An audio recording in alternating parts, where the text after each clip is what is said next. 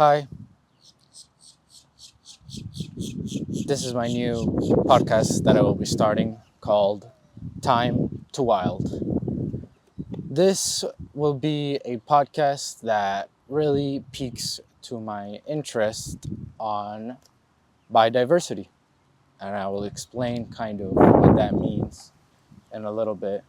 I do hope that the audio will sound good as it is a little bit windy here, so bear with me, please.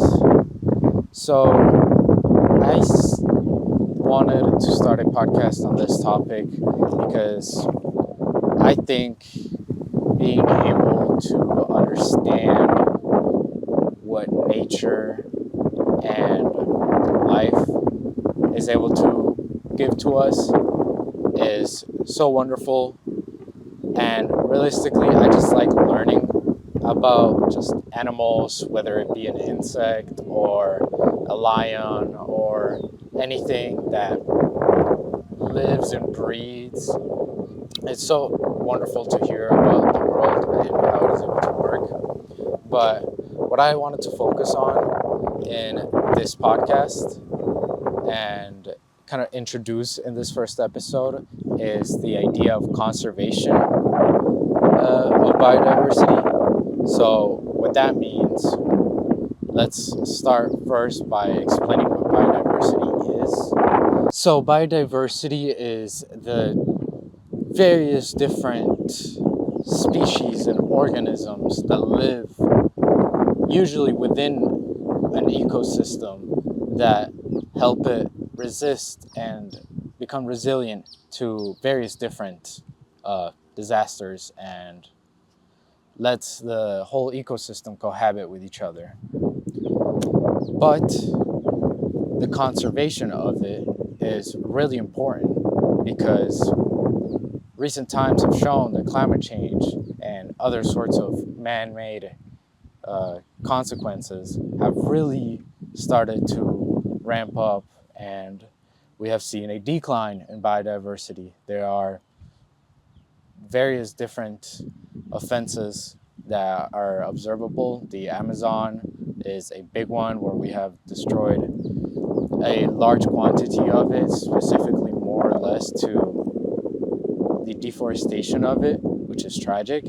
Then we also have the Everglades, which suffers from a lot of pollution to its waters and also to the urbanization of South Florida. But there are countless more examples like this, and in this podcast, I hope to teach you how I see this world and specifically how we can help and understand the things that nature is going through recently. And hopefully you'll find a love to it that I am very keen to. And as you see, I have a very handy notebook right here just to keep me on track on a couple of topics. But it's because I'm not the best solo podcaster, I guess. So I just have a couple of topics that we'll be going through. And yeah. So what is the importance of understanding the conservation of biodiversity? Why would you care about it? And for first, I'd like to say the beauty of biodiversity is such a huge part of it. You think of biodiversity and then you have to think of the various lushful and wonderful different types of habitats that you have, ranging from the Yellowstone National Park, a wonderful area where so many animals cohabit, and then you're able to hike through it and just feel its beauty. The oceans, they're so pretty to look at. You would love to go on a weekend to the beach just to be able to stay there, hang out, and that's not possible if we're not able to take care of our planet. And beyond that, we also need to conserve our biodiversity. Crops, Crops don't happen by themselves. A lot of crops need pollination in order for them to bear fruit. And that comes from different types of pollinators, which the most commonly known one is bees. And bees are hugely important to this cause. Another are flies. There's other sort of beetles that are included in this, but the fact is that we need all sorts of life in order to help ourselves, in order to help the ecosystem.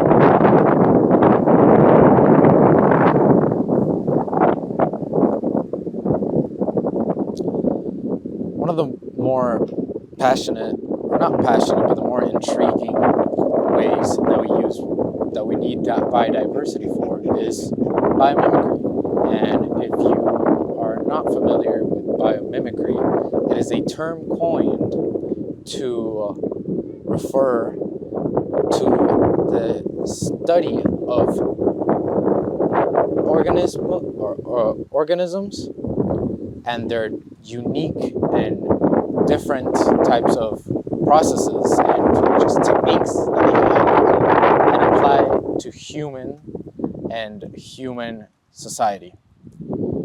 To give an example of this, one of the most notorious examples is in Japan, there exist the bullet trains. Bullet trains are very, very fast trains that go from the bottom of Japan to the top of Japan. However, when they were first introduced, a huge problem that they had was when they were going through tunnels, they had a flat front face to the train. So think of like a bus almost, where it's just a flat front. As soon as they were leaving through that tunnel, think of all the pressure that is building up. And then when it reaches the end of the tunnel and it comes out, it would explode in a sonic boom. All that pressure that was being pushed from inside the tunnel got exploded and disrupted urban areas where people lived. It was very bad for it at the time. However, somebody came up with a solution. The chief engineer for a train company at Japan was a bird watcher. And you might think, how does that relate to anything about trains? And the fact is that this individual saw how kingfishers, which are, if you can kind of understand by the name, are a type of bird that fishes, and this individual noticed that whenever the birds dove in, they wouldn't make a splash when they were reaching into the water and into getting their fish. And that intrigued him, and he was wondering if that could apply to the trains. And so the Japanese companies came to terms and designed a pointier face to the Shinkansen, to the bullet train. Meaning that whenever it came out of the tunnels, there was no longer that buildup of pressure when leaving the tunnel, exploding into a sonic boom. That means that it just became a normal train. So from there, you can kind of understand that there's so much more that we can learn from nature than it's just like the basics from biology. Biomimicry, I think, is so interesting, and I implore you to look up any more examples. And if you are in any sort of field that could look for some innovation, definitely try to seek out to certified professionals such as biologists or any sort of nature professional to try to see if you can come up with anything, and maybe you can find the next best thing, the next best software program efficiency. I don't know. Sorry. But to further understand biodiversity and conservation, let's look at the Everglades, such a vital part of Florida. I mean, you can't really think of South Florida specifically also without thinking of the Everglades, the swamp, and its vast richness of diversity. I mean, you're looking at all types of reptiles, amphibians, reptiles in the alligators or any sort of lizards, and I mean birds. There's such a huge diversity of birds. You got like the storks and all sorts of different types of marsh birds, and I mean it's wonderful, and it really is. And I wanted to pinpoint a author which you might be familiar with, Marjorie Stoneman Douglas, which created the book of River of Grass, which Marjorie Stoneman Douglas was a very keen activist at her time. I believe it was around the 1950s, where she first saw this environment and thought to herself, wow, this is amazing. There's so many different animals and plants and different types of interactions between these two that just fascinated her, and she created her book River of Grass. And she later went on to create the foundation Friends of the Everglades that very much is fighting for the Everglades, pushing against political policies that could potentially harm it, and or any sort of agricultural policies that would take parts of the Everglades and use them as agriculture, which is a topic for, I think, another day. But one of the more interesting things that I like to think about when talking about the Everglades and its protection, one of the most important part of the Everglades is Lake Okeechobee.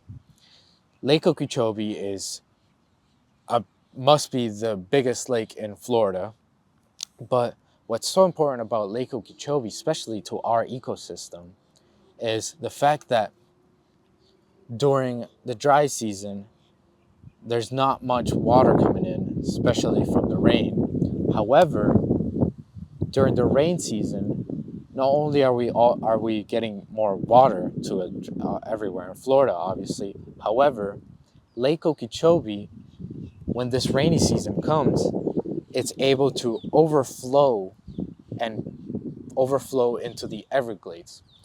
And the reason why this is so important, or I'm even saying this, is because all the water from Lake Okeechobee is nutrient rich.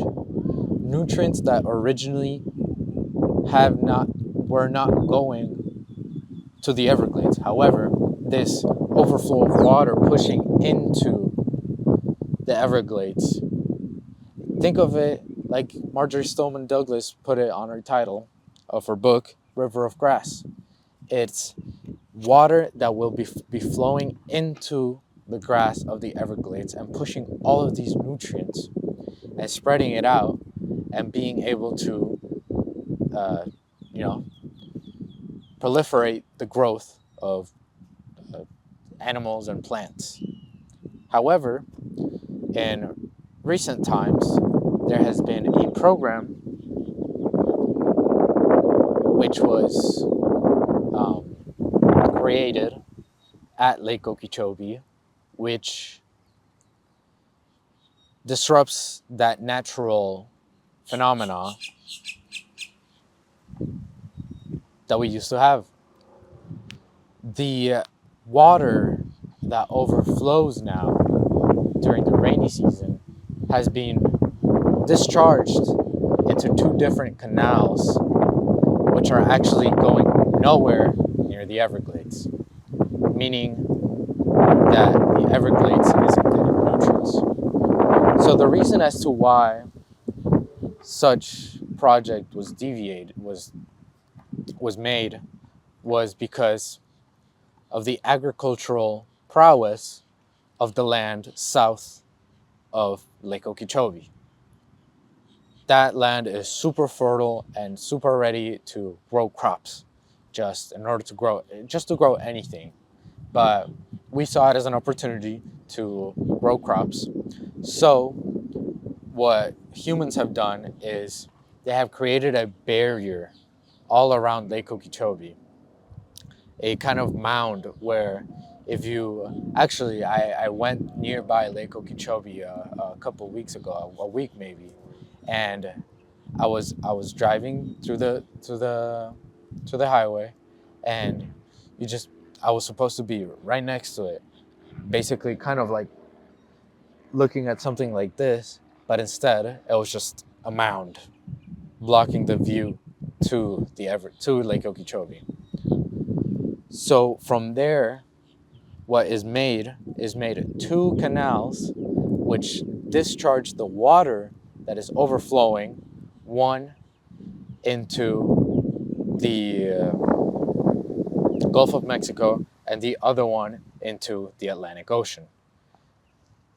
So meaning, again, every time the Lake Okeechobee overflows, none of the nutrient-rich water that is originally meant for the Everglades is reaching it. Instead, it's being pushed out into places where it actually shouldn't even be, which that in itself creates a problem. From there, I hope that you can realize why such a study of conservation of biodiversity is really needed, and hopefully you were able to understand a little bit of what I'm trying to get to. But thank you for watching Time to Wild, and remember to like, comment, and subscribe.